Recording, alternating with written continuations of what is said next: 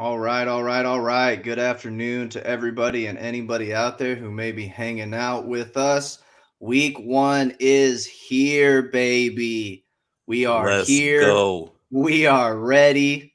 Cowboys-Bucks about to be going. It's about to be popping off. And I, for one, could not be any more excited to be talking with y'all today, to be out here doing a little preview.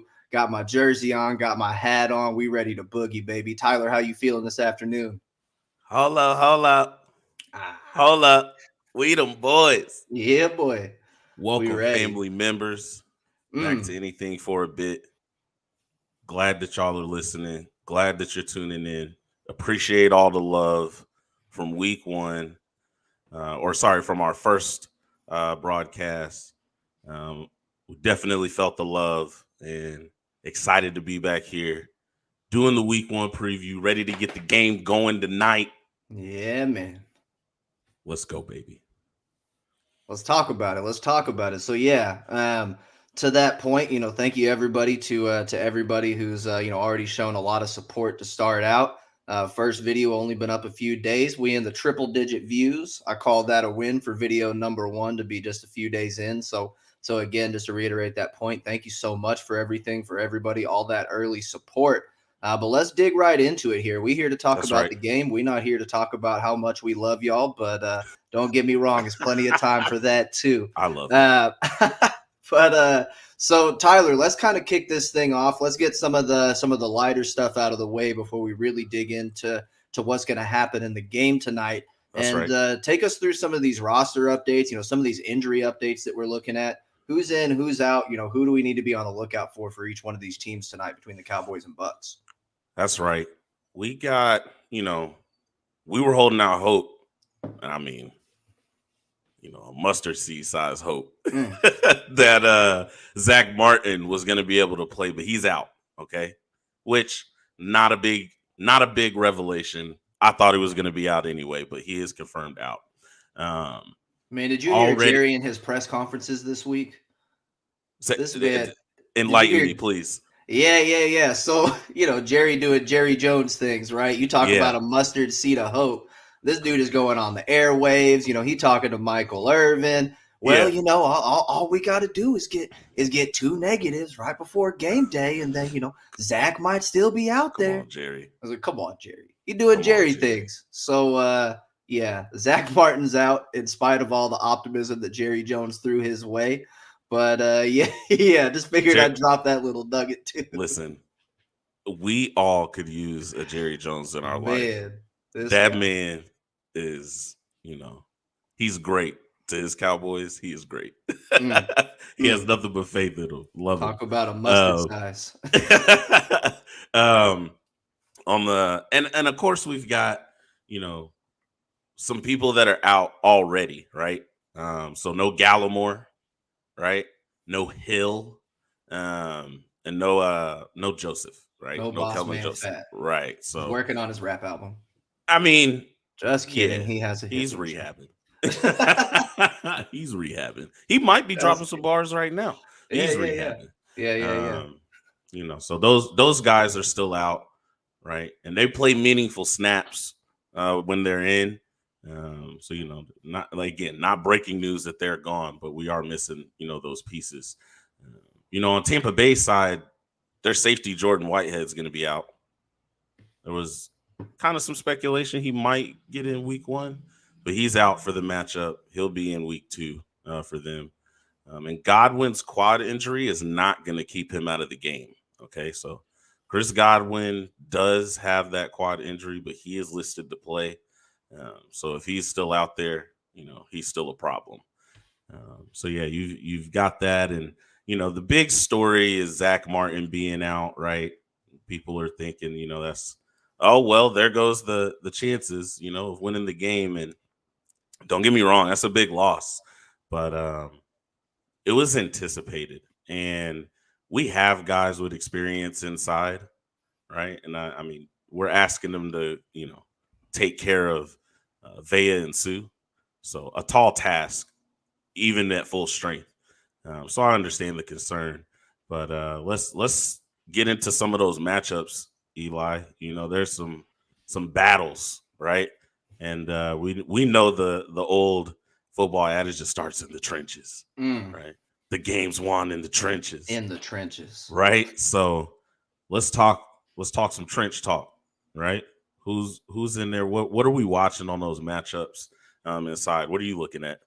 Yeah, so I think part of that's exactly what you're talking about, right? We want to start with that Zach Martin piece, and he's out. Usually that's one that you can bank on that he's going to stop you pretty much no matter who you are. He's going to do his piece.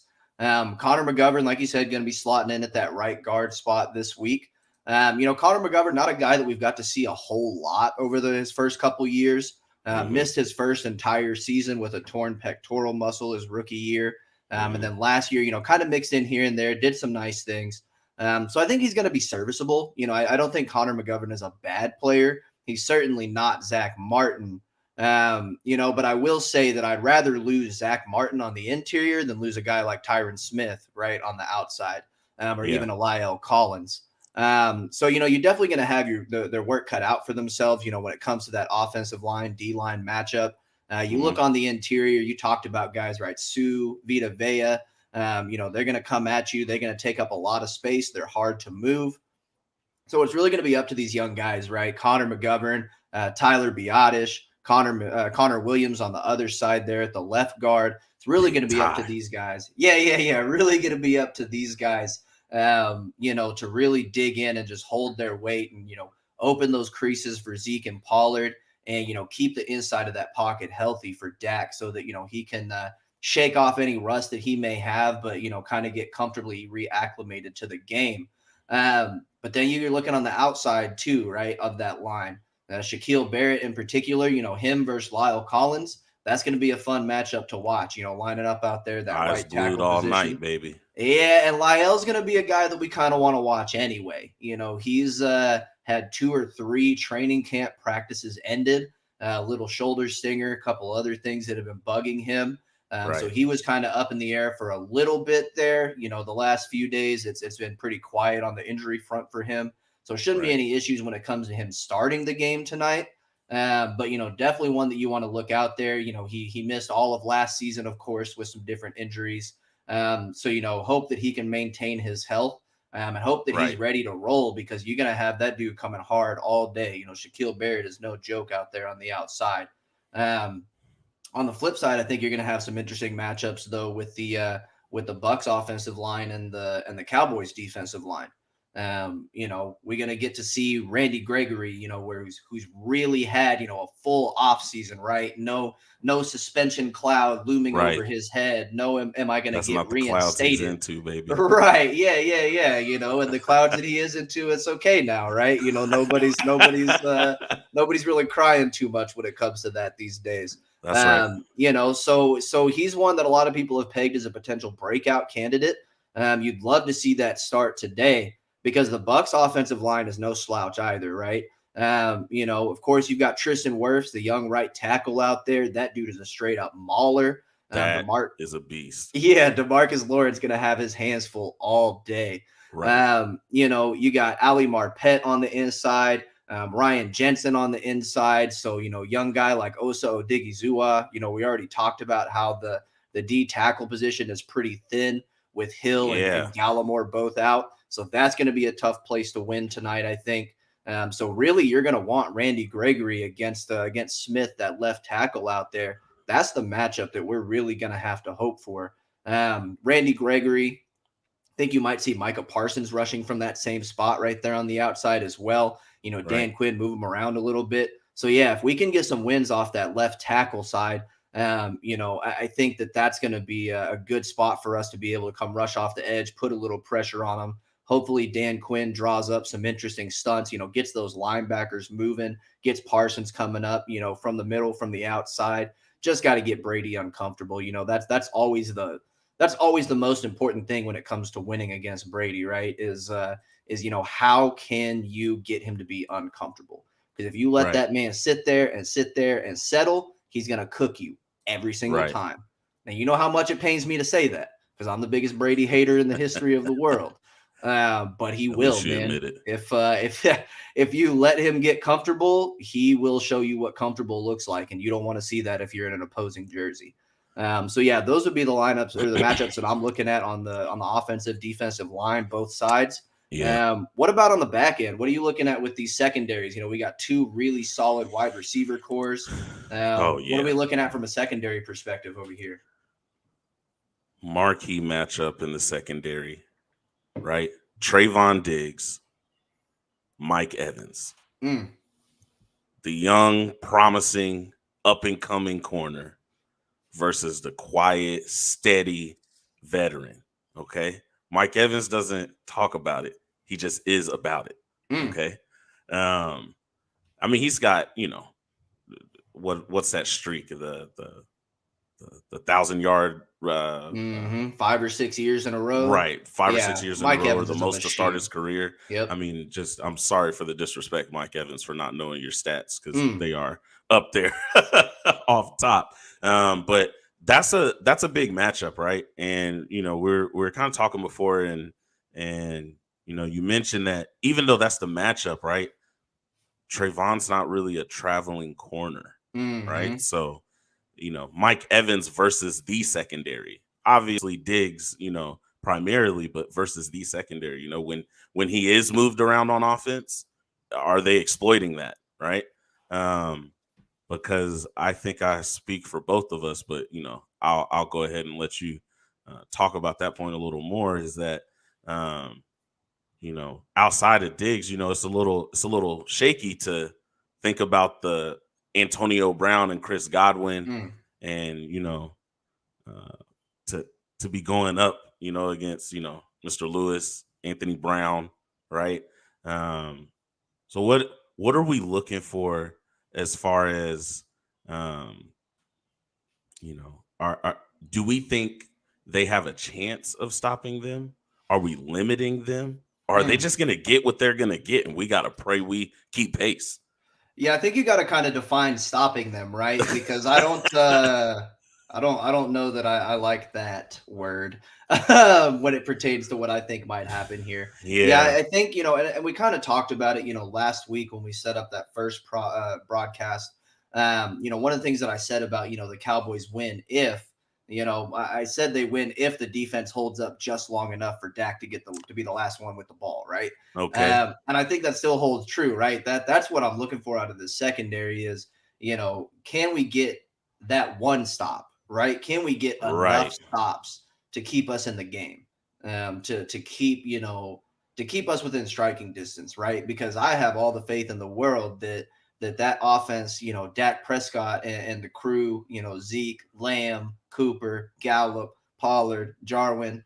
You give them one drive, I feel pretty good against any defense in the league, right? Like I'll take my chances. You give me a one-score game and Dak Prescott with the ball at the last chance, last chance with the ball.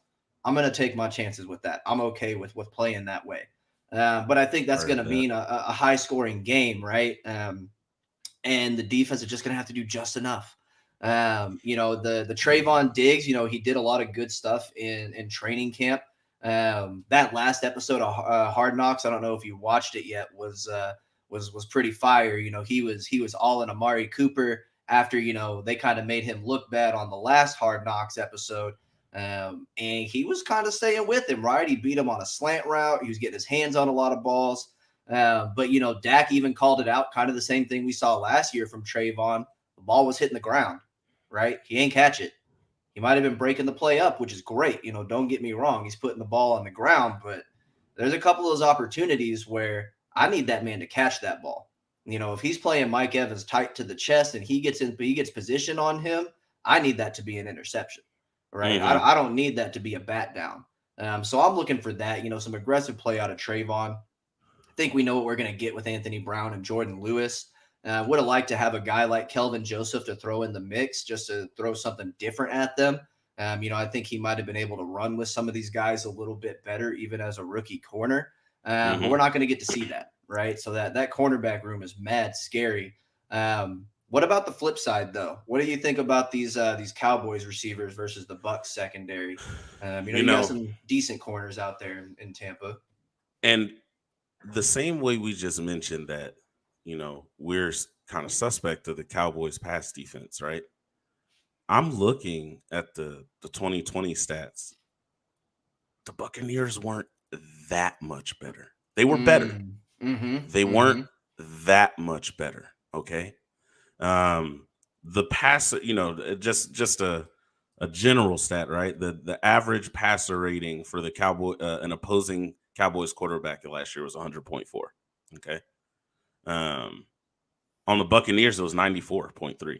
All right. So not a huge difference. Okay.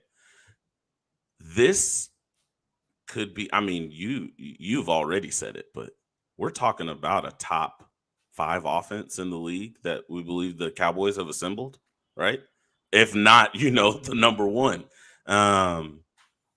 They're going to score, right? They're going to push the ball down the field. The question is, are they going to get all the way in, right? Are we going to get touchdowns? Or are we going to get field goals, right?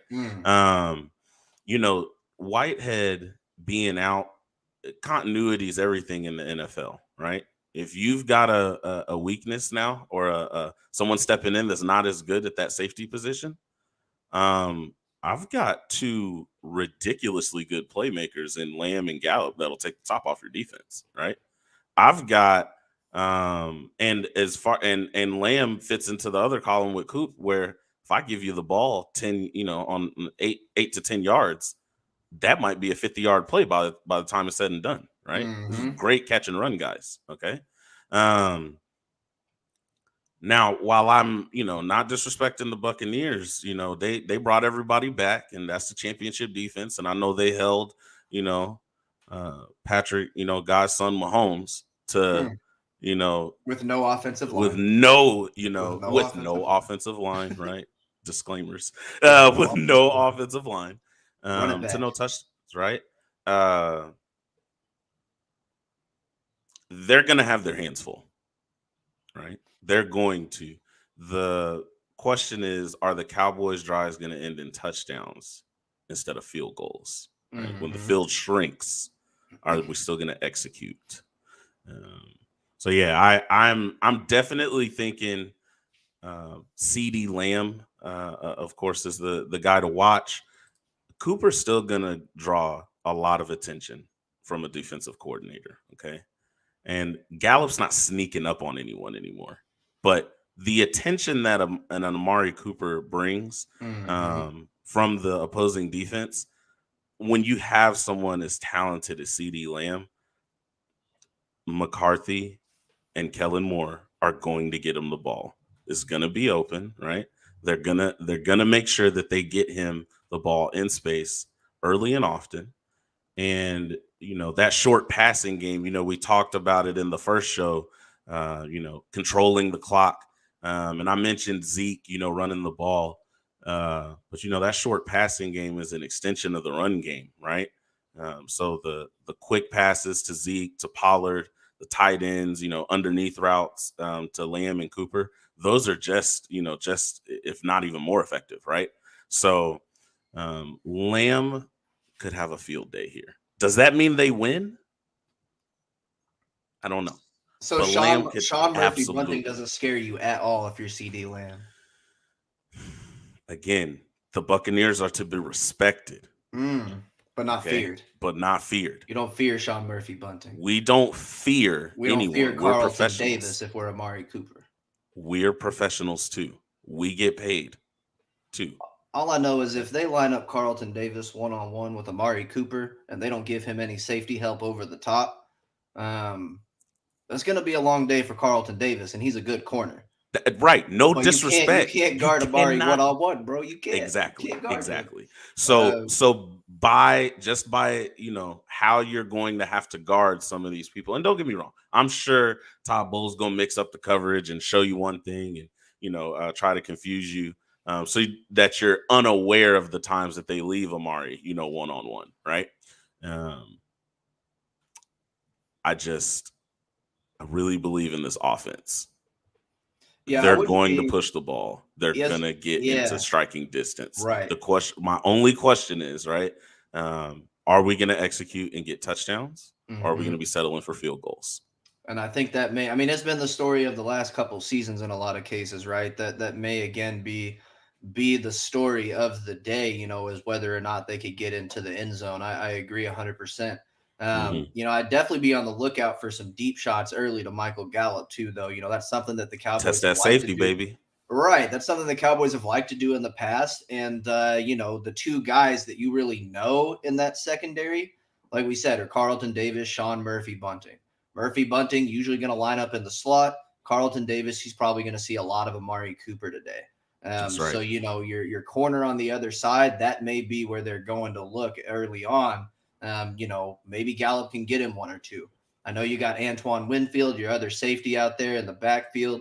But man, I don't know. I think it's going to be hard, just like we say for the Bucs, right? It's going to be hard to cover all three of these guys. And that's not even talking about, Levante David against Blake Jarwin, be interesting, Right. some of those matchups out there. Which one of those linebackers is going to carry Zeke and Pollard when they come out of Right. the backfield running routes? I think it's going to be an offensive game. And I think it's going to be tough for the secondaries on both sides. The Bucs secondary is a little bit more proven, and I think the receiving core is probably pretty comparable. So I think I'll probably still give the Bucs the edge, when it comes to that wide receiver secondary matchup. Yeah. Um, but man, it's close. You stack up all those weapons, and anything can happen on any day. So, um, cool. Well, I know this was something that we had talked about a little bit. Didn't dig too much into this piece on the last show. But obviously, fantasy football is such a massive, important piece of the NFL, right? It's so important to the fan experience. So we thought we'd bring y'all just a little bit week to week, kind of what we're looking at from either team on these game matchups here. So Tyler, I know you got a list. You had kind of pulled up some of the matchups and the rankings for some of these fantasy players out here. Who you got on the Cowboys that you're looking at for a good fantasy day today? Of course. And this is from fantasypros.com. So don't at me if you're The pros. don't at me if your rankings are a tad different. There's plenty of information out here. Well, let's look at it, right? So your quarterbacks, Tom Brady has the more favorable matchup, right? He's a projection of 22 points this week. Dak Prescott's projected at 19.7. Um, now it's just off the reputations, right? Dallas's defense was atrocious for most of the year last year, and Dak is playing the Super Bowl champs. So that's where your vote, or And he hasn't played in almost a year. right. And he hasn't played in almost a year. I believe he's going to be great this season, but you're looking at a more favorable matchup fantasy wise with Brady. My heart is telling me that Dak is going to drop 40 on their head, but my brain is telling 40 me burger, baby. my brain is telling me that Brady is the start at the QB position. At running back, Zeke, if you have him and you don't have anybody else to play, you can play him. Okay. He's projected at 14 points, but Tampa Bay is one of those teams where Cam, are you saying you want to bench Zeke if you got him? I'm not saying I want to. Sound like I'm you want to bench saying that Zeke. if you have other options, okay, You're you may want to consider that. gonna make you look bad. I hope so. You Tampa Bay is you one of said like those. 3 days ago he was going to go for 150 yards and we were I going to win the want game. him to. You said he was going to go for one, him but to. he's going to be on your bench going for 150 yards and winning the game. My guy. I want Just trying Zeke. to follow. Yeah. I want Zeke to eat. Okay. The numbers tell me that Tampa Bay takes your running back and makes them have a bad day. Okay. That's what the numbers tell me. Probably a fair assessment. Okay.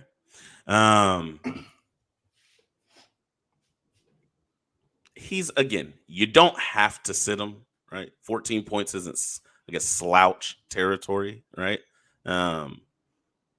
But if you have some other guys with more favorable matchups, Kamara, Chubb, Dalvin Cook, uh, even a Joe Mixon, those are I start those guys for sure.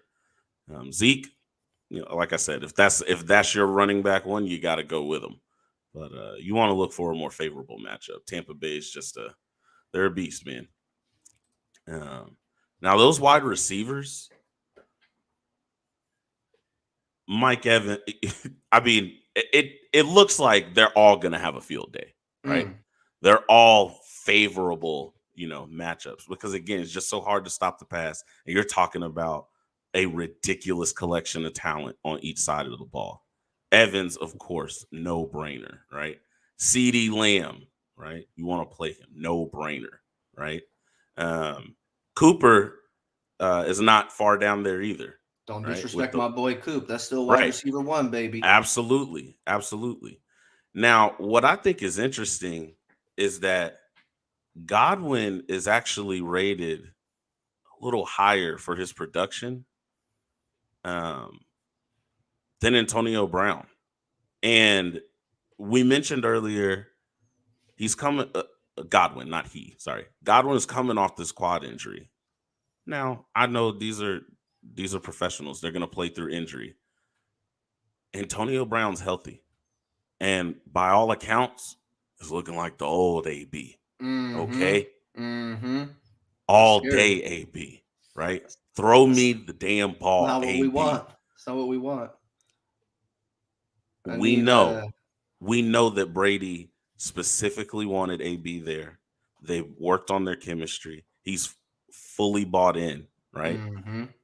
Remember, it was the other teammates, his other teammates in camp, talking about how much of a leader he was, how he sets the tone, how he's no nonsense. It's just work.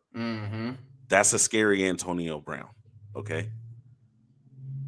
And while we talking about people who can't cover, it don't matter if we had primetime Neon Dion back on the field. Nobody has been able to cover AB when he's on when he's on point. So yeah, I much prefer like buried in court cases Antonio Brown when he's played against my team. That's man. The mentally unstable Antonio Brown, right? That's the guy that I need on the field tonight because I don't know how Anthony Brown is going to guard him if not. Well, he's got a couple hours to get in trouble. We're gonna have some. We're gonna have some AB on AB crime tonight, I think. And man, I'm telling you, Antonio Brown could have a field day. I mean, when you talk about it's every part of the field, right? But especially when you get down to that red zone, and that field shrinks and those quick cuts, the chemistry, the timing is so important in the hands, right? Putting it in spots where only the receiver has a chance.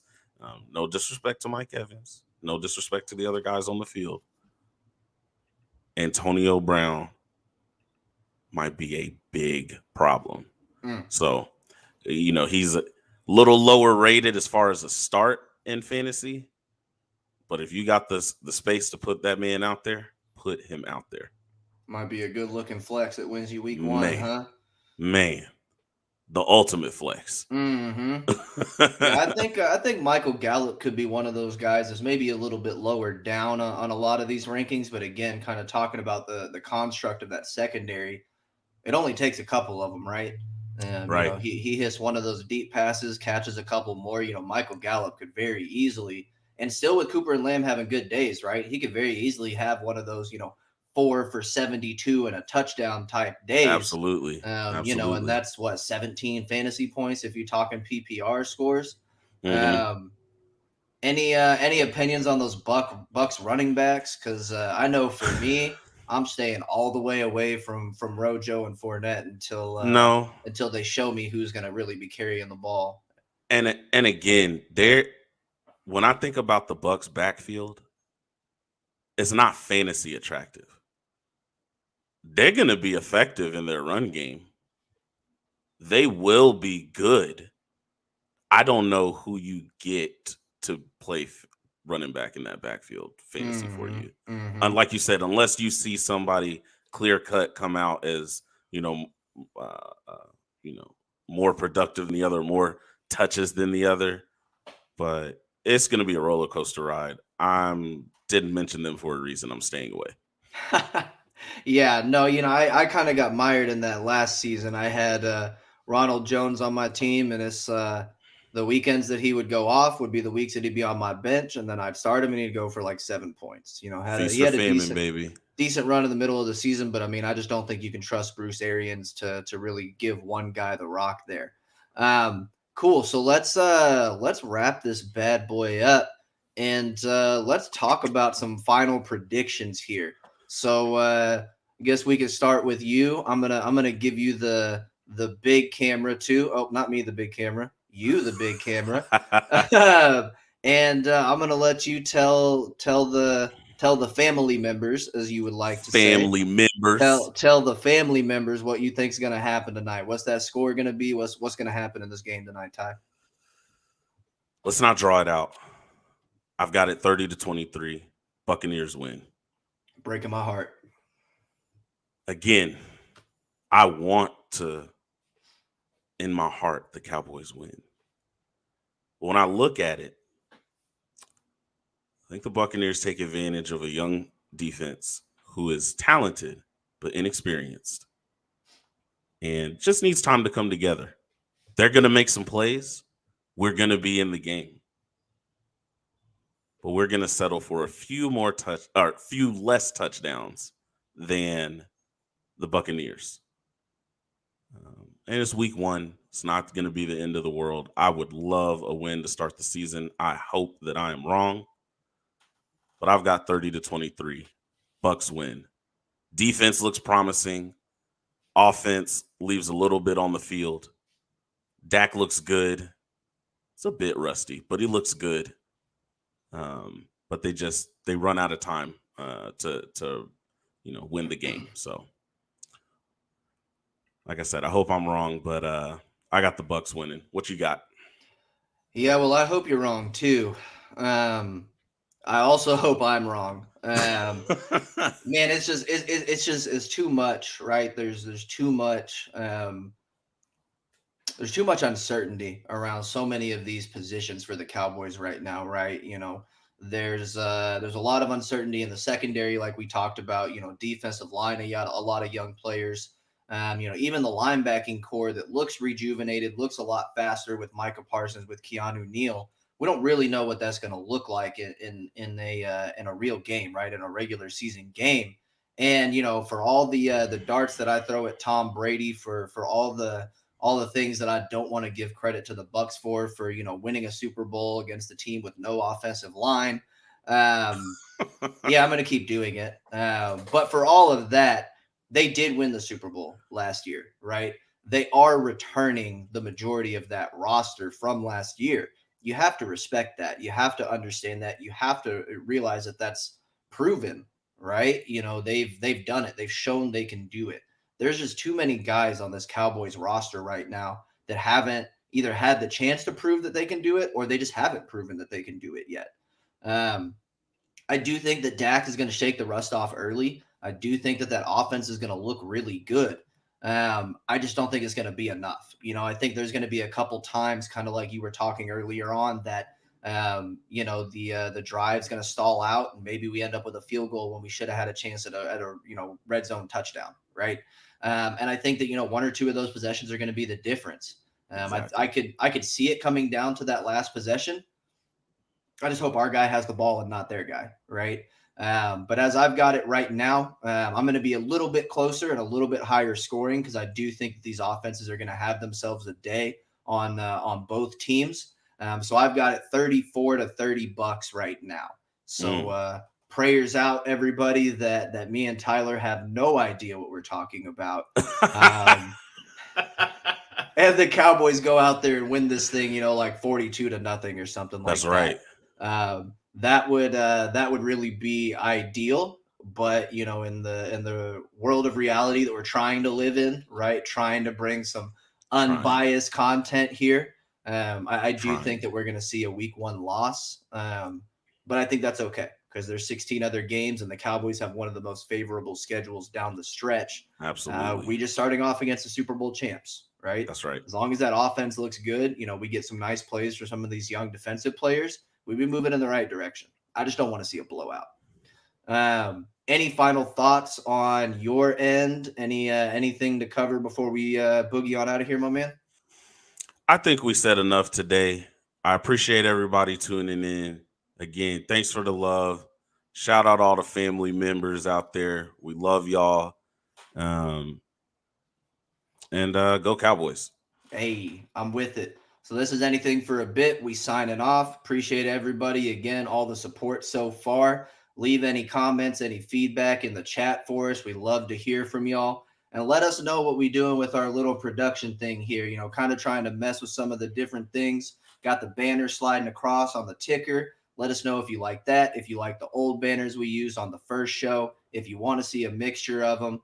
If you like the different window views, right, highlight one of us when we're speaking, give us some feedback on that. This is new for us, and we want everybody else to be a part of this journey as much as us. So that's all we got for y'all. Good luck, Cowboys, tonight. We'll be watching the game. Be on the lookout for another recap stream here in the next couple days, and we'll holler at y'all later. Appreciate it, I'm peeps. out. Peace.